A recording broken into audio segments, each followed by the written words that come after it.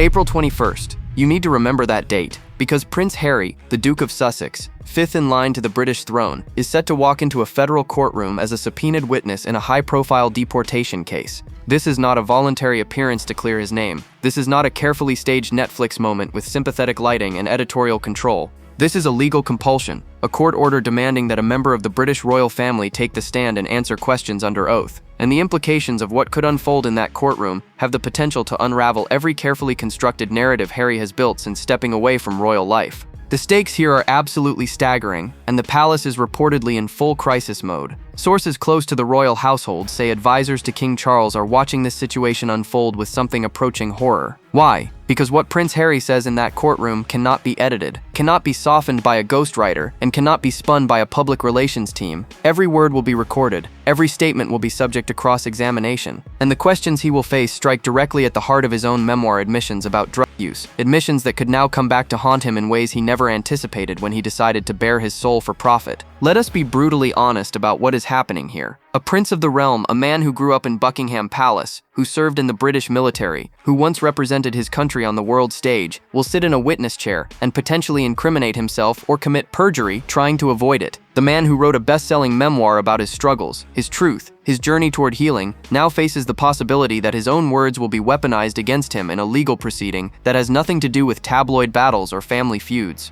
One legal analyst put it bluntly when discussing the case. He has written himself into a corner, and there is no ghostwriter who can edit his way out of a federal courtroom, and they are absolutely right. The very transparency that Harry claimed would set him free has now become the chain that could drag him under. Every page of that memoir, every interview, every Netflix confession, all of it is now potential evidence that lawyers will use to probe, to question, to expose any inconsistency between what Prince Harry told the world and what Prince Harry put on official documents. The irony is so thick you could choke on it. Harry left the royal family claiming he wanted freedom from scrutiny. He wanted to escape the goldfish bowl existence where every move was watched and judged. And now he faces a level of scrutiny that makes tabloid coverage look like a gentle massage. Federal court, under oath. Cross-examination by lawyers whose entire job is to find contradictions and expose them for the world to see. But understanding why Harry is in this position requires understanding exactly who dragged him into this courtroom circus. And the story behind that subpoena reveals a legal strategy that is absolutely devastating in its simplicity. The name Alec Grazioli probably means nothing to most people watching this video, but by the time this court case concludes, it could become synonymous with Prince Harry's greatest legal nightmare. Grazioli is a nightclub promoter, a man who has built his career in the glittering world of Miami nightlife, someone who has brushed shoulders with celebrities and wealthy clientele for years. Now he faces deportation from the United States,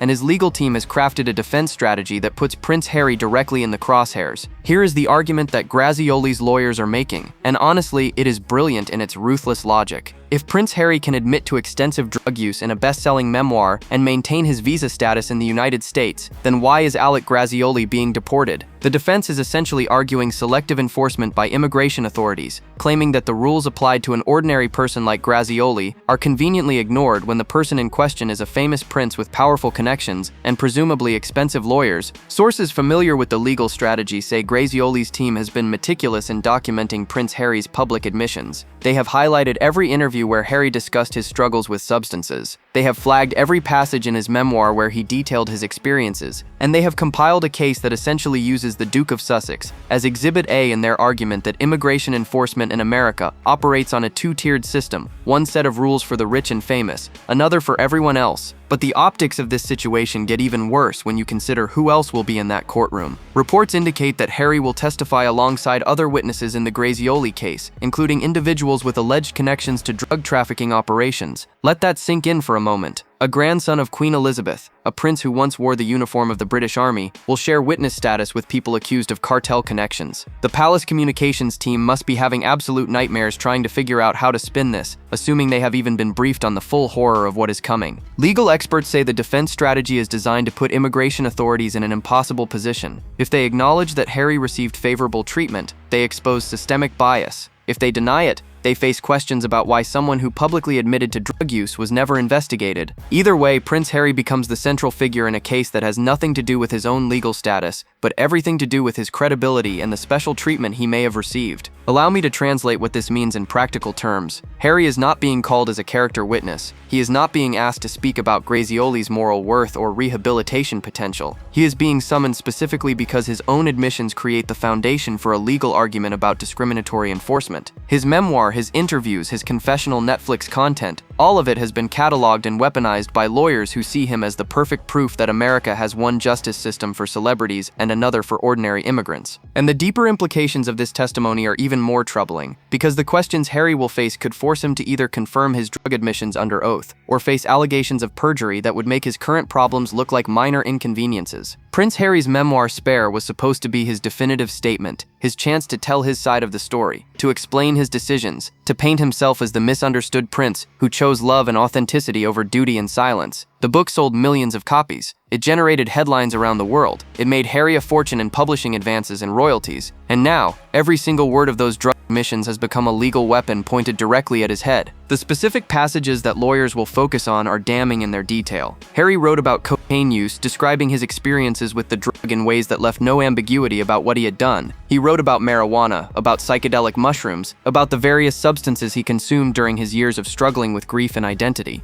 At the time, many observers praised his candor. They called it brave. They said it would help destigmatize discussions about mental health and addiction. What nobody seemed to consider was that federal immigration law takes a rather dim view of drug admissions, regardless of how therapeutically they are framed. Sources close to Grazioli's legal team say they have highlighted specific quotes from the memoir that they believe demonstrate Harry admitted to conduct that should have triggered visa review procedures. One passage in particular, where Harry describes taking cocaine on multiple occasions, has been flagged as directly relevant to the selective enforcement argument. The lawyers are essentially arguing that if immigration authorities read that book, which became the biggest publishing story of 2023, and took no action, then they cannot credibly claim that drug admissions are grounds for deportation in Grazioli's case. The Heritage Foundation's previous efforts add another layer to this legal nightmare. The conservative think tank filed a Freedom of Information Act lawsuit attempting to obtain Harry's visa application documents. Their argument was straightforward. If Harry lied on his visa application about prior drug use, the public has a right to know.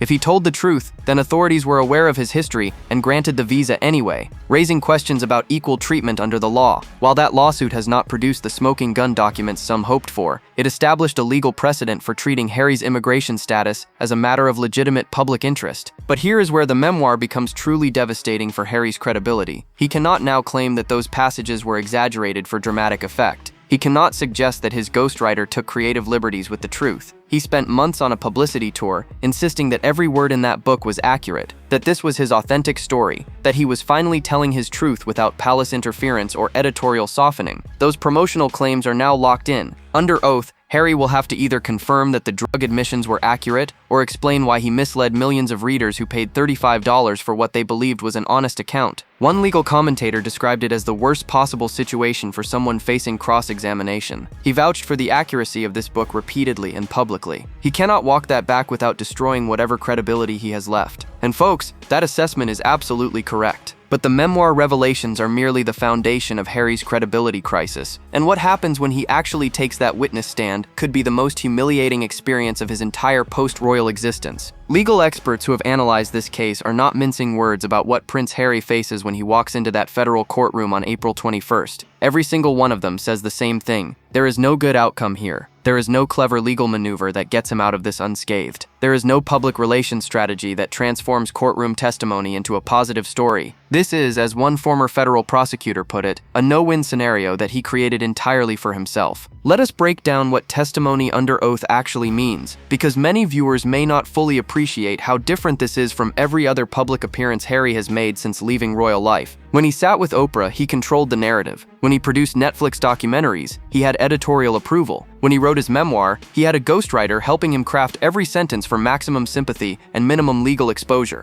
In a courtroom, all of that protection vanishes. There are no friendly interviewers lobbing softball questions. There are no editors smoothing rough edges. There are lawyers whose entire purpose is to find contradictions and exploit them. The questioning Harry will face has been described by sources familiar with the case as comprehensive and potentially brutal. Grazioli's lawyers have reportedly spent months researching every public statement Harry has ever made about drugs, about his visa status, about his time in America. They have cataloged interviews, social media posts, memoir passages, and Netflix footage. They know exactly where the potential inconsistencies lie, and they will probe each one systematically until something breaks. Consider the impossible position this creates. If Harry confirms his drug admissions under oath, he potentially creates grounds for his own visa to be reviewed or revoked. Immigration authorities who might have been content to look the other way when the admissions were confined to a memoir would face enormous pressure to act if those same admissions are made in federal court testimony. The political implications alone would be staggering. How could any administration defend allowing someone to remain in the country after testifying under oath to conduct that would trigger deportation for ordinary immigrants? But if Harry denies or downplays his drug use, he faces perjury allegations that would be even more devastating. His memoir is a published document. His promotional interviews are recorded and archived. Any attempt to claim that he exaggerated or that the passages were misunderstood would be immediately contradicted by months of Harry himself insisting the book was completely accurate. Perjury in federal court is a felony. It carries potential prison time, and the evidence against him would be his own words, broadcast around the world during his book tour.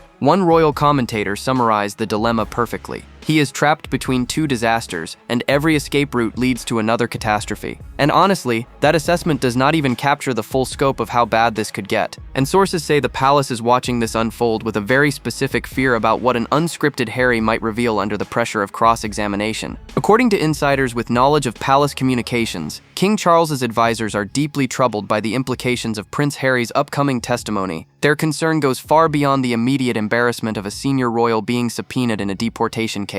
What keeps them awake at night is the terrifying unpredictability of Harry under pressure, answering questions he has not been prepared for, in an environment he cannot control, with no public relations team standing by to clean up whatever mess he makes. The palace has watched Harry's public appearances since leaving royal life with something between frustration and horror. The Oprah interview contained claims that were later disputed or could not be verified. The memoir included anecdotes that family members and palace staff contradicted. The Netflix documentary featured timelines that did not quite add up and accusations that seemed to shift depending on which episode you watched. In each case, Harry had preparation time, editorial control, and the ability to frame his statements exactly as he wished. He still managed to generate controversy and credibility questions. What happens when those protections are stripped away? Sources say the specific fear is that Harry under cross-examination might reveal additional family secrets or make statements about his time as a working royal that create new scandals. When you are being questioned by a skilled lawyer, one palace advisor reportedly observed, "You do not get to choose which questions you answer. You do not get to redirect the conversation to topics you want to discuss. You answer what you are asked, or you look like you are hiding something." And Harry has never been good at staying disciplined when he feels attacked. The pattern of Harry's public missteps provides ample evidence for this concern. During the Oprah interview, he made claims about being cut off financially that were later contradicted by public records showing Prince Charles continued supporting him for months after the royal exit. His memoir contained a story about Prince William physically attacking him that William's representatives firmly denied. His Netflix documentary included footage that was presented misleadingly, using file images from unrelated events to illustrate claims about press harassment. Each incident eroded his credibility. Each incident showed a willingness to shade the truth for dramatic effect. In a courtroom, those habits become dangerous. Lawyers are trained to identify inconsistencies and return to them repeatedly until the witness either clarifies, backtracks, or ties themselves in knots, trying to maintain an unsupportable position. If Harry employs the same loose relationship with facts that has characterized his media appearances, he will be exposed in real time, with no opportunity to issue clarifying statements or blame editing. The protocol nightmare adds another dimension to palace concerns. There is simply no precedent for a senior member of the royal family testifying in a foreign deportation case. No communication playbook exists for this scenario. No prior example offers guidance on how to respond when questions about the testimony generate headlines. The palace is flying blind, watching a situation develop that they cannot influence and cannot control. But the reputation damage extends far beyond palace walls, and the timing of this courtroom subpoena could not be worse for everything Harry and Meghan have been trying to build.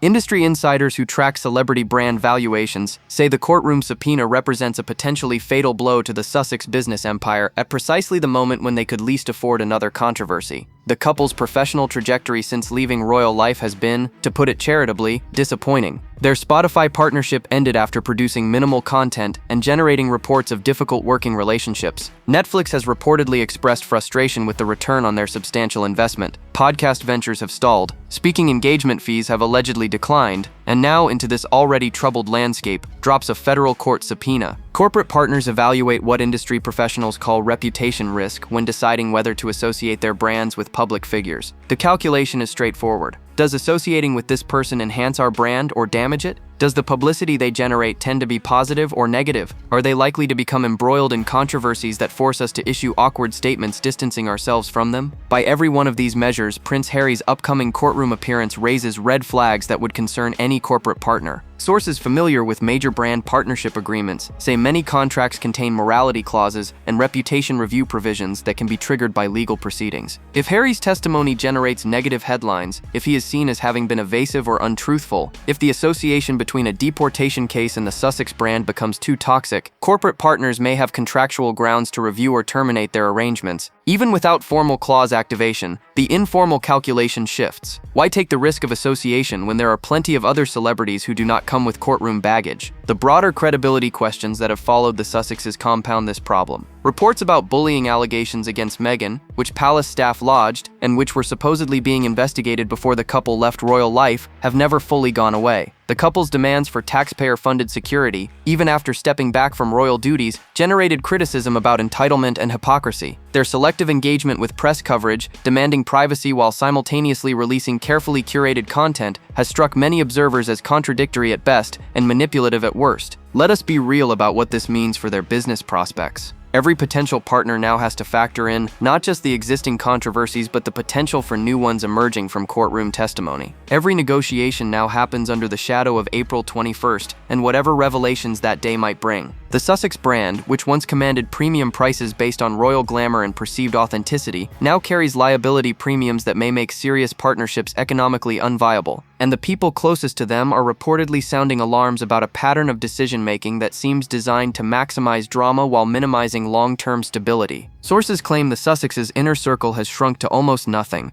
with staff departures continuing to mount even as the couple faces their most challenging period since leaving royal life. The people who were supposed to build their American empire, who relocated their families across oceans to support the Sussex vision, who believed in the project enough to stake their careers on it, are walking away. And the timing of these departures, coming just as Harry faces potential courtroom humiliation, tells a story that no amount of official statements about strategic restructuring can obscure. The pattern of employee exits is nothing short of remarkable. Chief of staff after chief of staff has departed. Communications directors seem to cycle through on an almost annual basis. Even James Holt, who was featured in their Netflix documentary and who moved his entire family from the United Kingdom to help build Archewell, recently announced his departure after years of loyal service. When the people who have seen how the operation functions from the inside choose to leave, that sends a message more powerful than any press release. One former employee, speaking on condition of anonymity, described the working environment in terms that have become depressingly familiar. The expectations are impossible, the criticism is constant, and the goalposts never stop moving. This characterization aligns with reports that have followed the Sussexes since their royal days, when multiple palace staff members allegedly complained about Meghan's treatment of employees and formal complaints were supposedly filed. Whether those specific allegations are accurate, the consistent theme of staff turnover suggests something is seriously wrong with how the Sussex operation is managed. The courtroom exposure adds another complication to an already difficult employment proposition. Working for the Sussexes now means potentially being dragged into legal proceedings, having your communications subpoenaed, being asked to provide statements about internal operations. For professionals who have options in the marketplace, who could work for any number of celebrities or organizations without these complications, the calculation has shifted. Why take on this level of risk when the rewards have become increasingly uncertain? The social isolation reportedly extends beyond professional relationships. Hollywood allies who once eagerly posed for photographs with the couple have become notably less visible in recent months. Invitations to exclusive events have reportedly declined. The celebrity friends who seemed so plentiful during the initial excitement of their American adventure have other commitments when Sussex events are scheduled. Whether this represents genuine friendship cooling, or simply the practical reality that association with controversy carries professional costs, the effect is the same. The Sussexes' network of support is contracting just when they need it most. Yet some observers say Harry's real problem is not his enemies or his critics or even the lawyers preparing to cross-examine him. His real problem is a pattern of decision-making that consistently prioritizes short-term gratification over long-term consequences. Royal commentators have a phrase they use when discussing Prince Harry's post-royal trajectory. They call the memoir the gift that keeps on taking. Every time it seems like the controversy might be fading, every time there is a chance for the narrative to shift towards something more positive, the memoir resurfaces as the source of a new problem. And the courtroom subpoena represents perhaps the ultimate example of this phenomenon, Harry's own words coming back to haunt him in ways that his publishing team surely never anticipated. The pattern of self-sabotage is almost too consistent to be coincidental. Harry left the royal family seeking freedom and privacy. He then wrote a tell-all memoir that eliminated any possibility of privacy and ensured his family drama would be discussed for decades. He claimed he wanted to heal his relationship with his father and brother. He then published detailed accounts of their conflicts that made reconciliation functionally impossible. He said he wanted to protect his wife from media harassment. He then produced content that kept them both in the tabloid spotlight continuously. Sources close to the couple say there is often a disconnect between stated intentions and actual decisions. They talk about wanting peace and stability, one insider observed, and then they do things that guarantee chaos and controversy. It is like watching someone complain about being wet while standing in the rain and refusing to move. And honestly, that characterization captures something essential about how the Sussex saga has unfolded. The spare strategy failure illustrates this dynamic perfectly. The memoir was positioned as reputation rehabilitation, Harry's chance to explain himself, to garner sympathy, to show that he was not the villain the tabloids portrayed.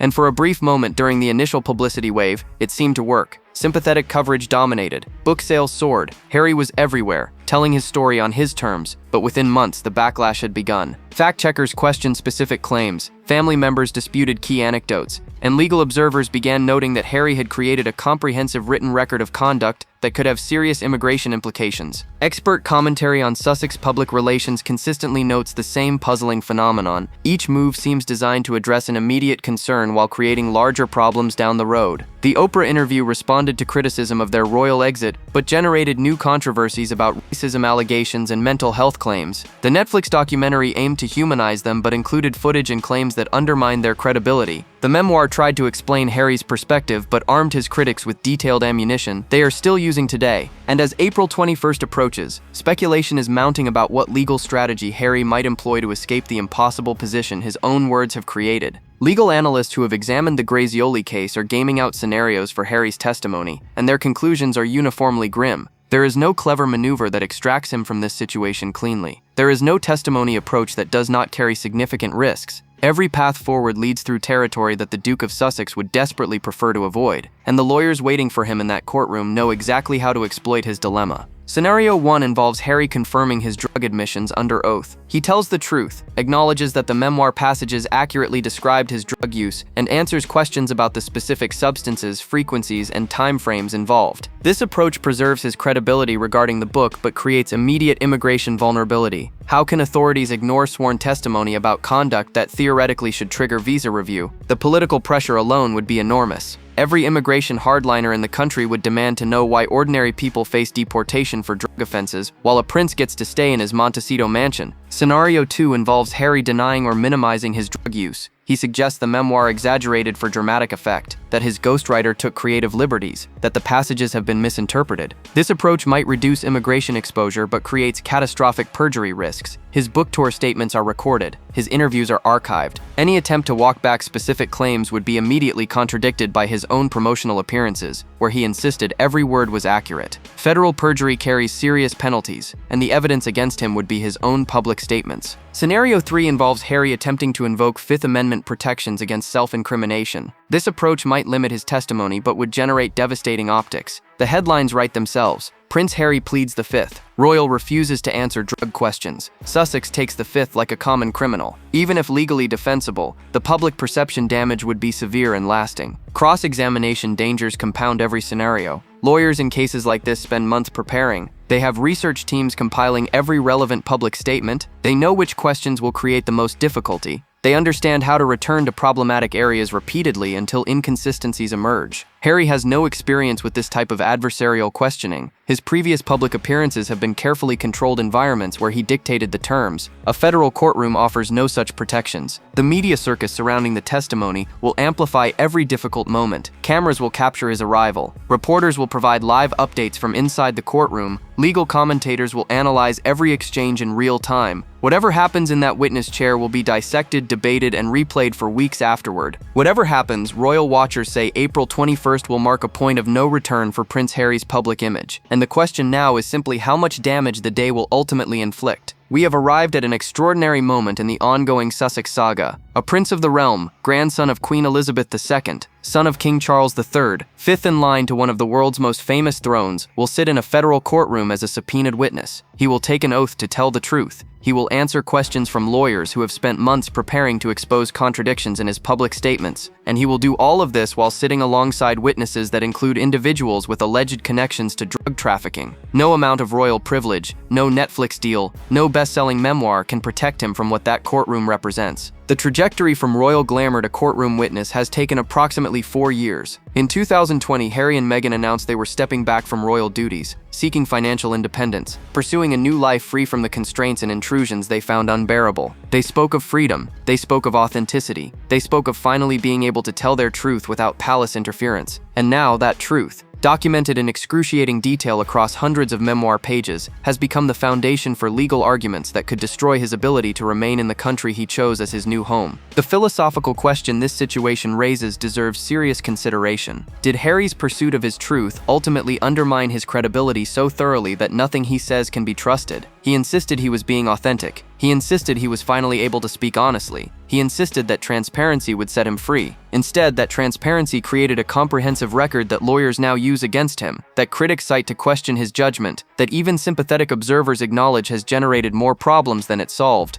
There is something almost tragic about watching someone so determined to control their own narrative lose control so completely. Harry wanted to tell his story his way. He wanted to explain himself without royal handlers filtering his message. He wanted the world to understand his perspective, his pain, his reasons for the choices he made. And in achieving that goal, he armed everyone who wishes him ill with exactly the ammunition they needed to make his life miserable. His words, his admissions, his truth, weaponized and turned against him. The question for everyone watching this unfold is simple. Do you think Harry's testimony will finally expose the contradictions in his narrative, or will he somehow find a way to spin even this situation into a story of victimhood and persecution? Will April 21st represent the moment when the Sussex credibility collapse becomes undeniable, or will supporters find ways to excuse whatever happens in that courtroom? Drop your prediction in the comments below, because this story is far from over. Sometimes the biggest royal scandals do not emerge from palace leaks or tabloid investigations or anonymous sources speaking to reporters. Sometimes they come from a prince's own pen, from his own words, from his own determination to share his truth regardless of consequences. And sometimes the universe has a way of ensuring that those words find their way back to their author in the most uncomfortable possible setting.